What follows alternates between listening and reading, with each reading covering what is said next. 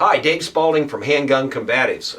In this installment of Stupid Shit I Heard This Week, we're going to talk about bullet performance and collecting actual shooting data. This kind of did come to me this week because I really didn't realize it was going on. I don't read the comments that are below here in the YouTube videos because many of them are pretty cruel and pretty unfair, and you know what? Why ruin my day by reading stupid comments? So I don't do that. But Darren, my son-in-law, does police the YouTube because he kind of runs the YouTube channel.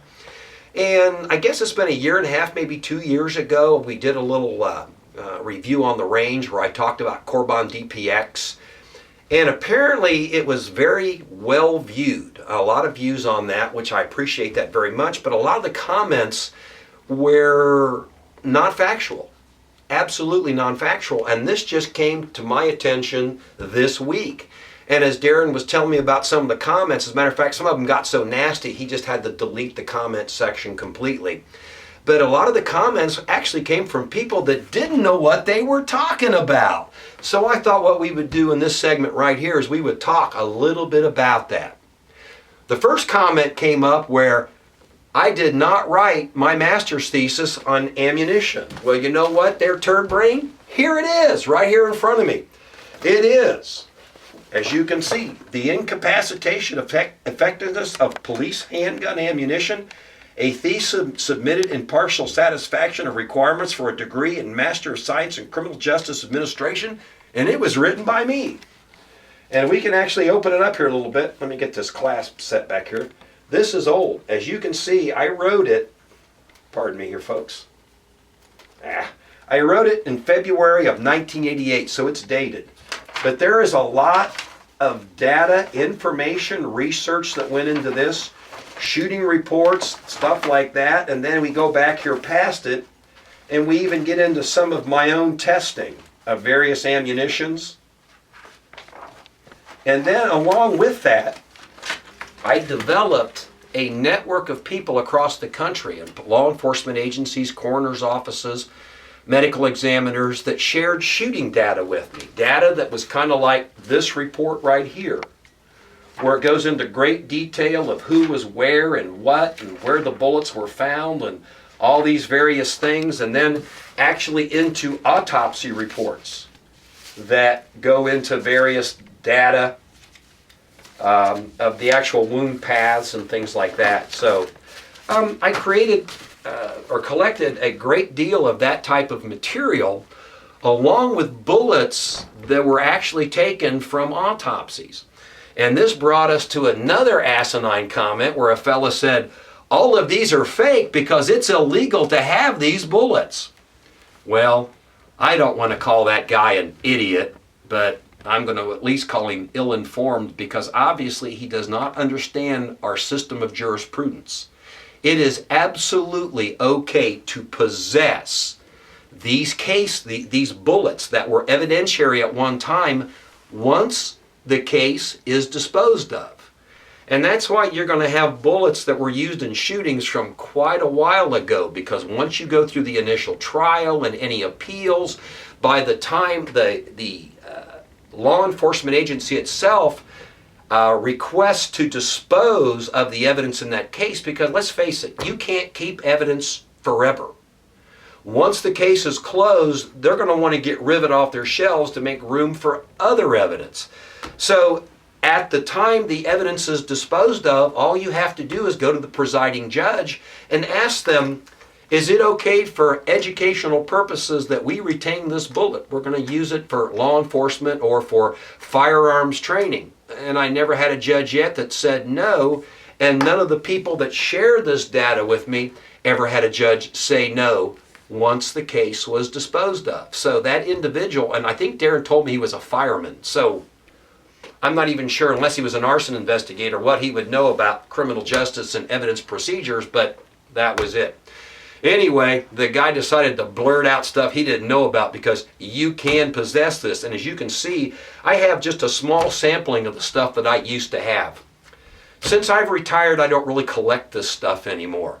I still have people that share things with me, mostly across the internet now. You don't need to send bullets like this like you used to, because you can send a digital photograph and send it across the email. And that's where I get a lot of the data these days from my former network.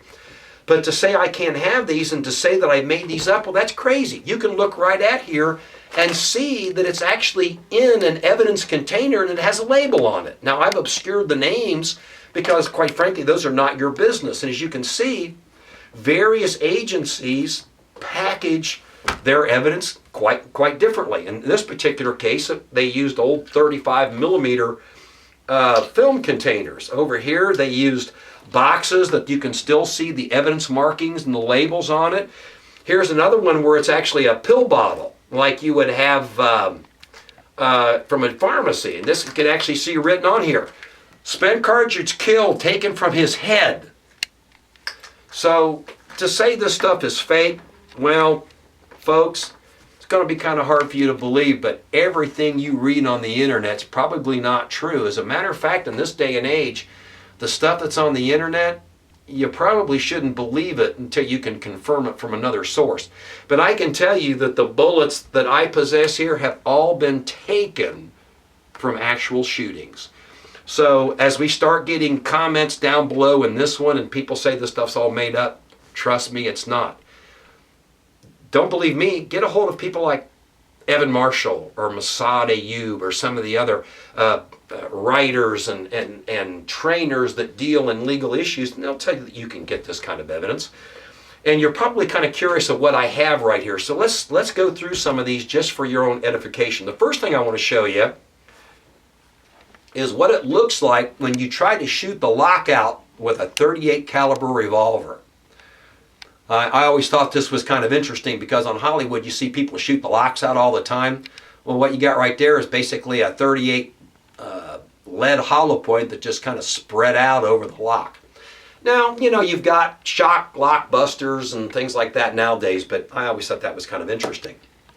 This bullet right here is a .38 caliber lead round nose that was taken out of a fellow's chest cavity. Now, the suspect did not die from this shot, but as you can see, with the exception of a little bit of deformation on the bottom right here, they could have reloaded that bullet. Let's see what we got here.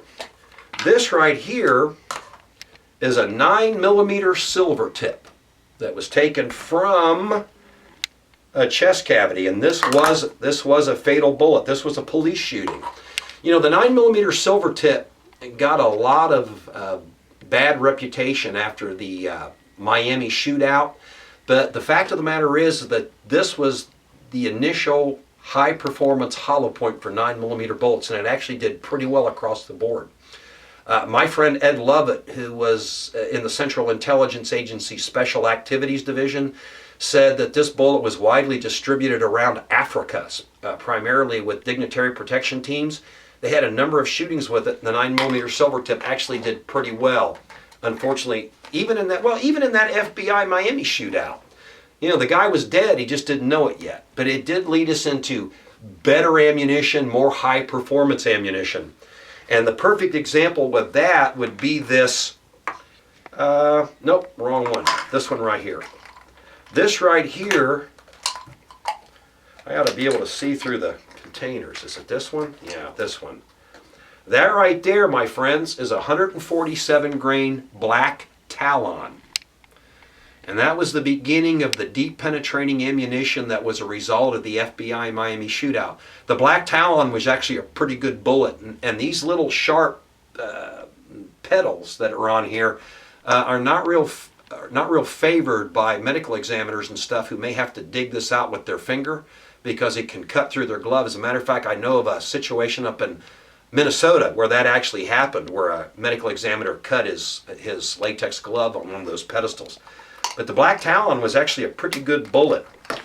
Now the one I pulled out here earlier, this was a later rendition. This was, no, that was an early, I'm going to have to look because I don't remember. That was actually an El Dorado Starfire load, which was another Tom Brzezinski design. And this one had little ridges in the pedestals right here that actually helped kind of create hydrostatic effect. And this was one of the first gold dot shootings, the gold dot hollow point. And if you can zero in on that, Darren, you can actually see the gold dot still in there. Now that wasn't always the case. We just happened to have one where the little gold dot cap kind of stayed in the center, but that worked really well too. This one right here was one of my more favorite shootings. This was a 129 grain HydroShock 38 Special. These came out of a 2-inch Model 10 used by a paper boy or a newspaper delivery fella who was being robbed. And he pulled the gun and he shot the guy 3 times into the chest. As you can see, the classic HydroShock expansion with the little teat sticking out like that. Bullet worked really good. Of course, some people are going to say, I'm making all this up, even though I have these bullets right here. What have we got? Some other things in here. This was a .40 caliber black Talon. As you can see, that expanded real well, and you've got the little sharp shards right there. That did its job. This was a .45 caliber silver tip that struck a guy in the forehead. And as you can see, the aluminum jacket actually separated from the lead core. And that's kind of what happens when things hit the hard skull. And let's see what else we have here. Oh, this was a .45 230 grain HydroShock. And as you can see, you didn't get the classic expansion that like you get in ballistic gelatin or some of the gun magazine tests, but you do get some degree of deformation, and this does help dump energy inside the torso and keep the bullet from over-penetrating. The 147 grain HydroShock and the 230 grain .45 HydroShock were actually pretty good bullets, and they still would be a good choice. And I guess we could go on with other different bullets, but I think I've spent enough of your time. Anyway, I've spent a lot of my time looking at actual shooting data, decades of doing it, collected these bullets along the way, and I don't do it too much anymore since I retired. Like I said, we can do it electronically over the internet with a network of people. But anybody that tells you that it's illegal to have these things and I've made all these up, he's lying to you. That or he's just ill-informed. No, he's not ill-informed, he's lying to you. Because I spent a lot of my life collecting all this shooting data and stuff like that. And quite frankly, it's not all that fascinating. If someone would ask me about Dave Spaulding's formula for stopping power, it would be shoot him until he thinks he's dead, because your viewpoint doesn't matter. He may not have read the same ballistic tests you did, and he doesn't realize when you get shot with that 45 plus P thermonuclear thunder blaster, he's supposed to obliterate. He may continue to just fight out of pure orneriness. So shoot them until they think you're dead. Don't rely too much on handguns. And if you do get into a gunfight, take a shotgun loaded with slugs and 4 of your friends. Dave Spaulding, Handgun Combatives. Thanks for checking in.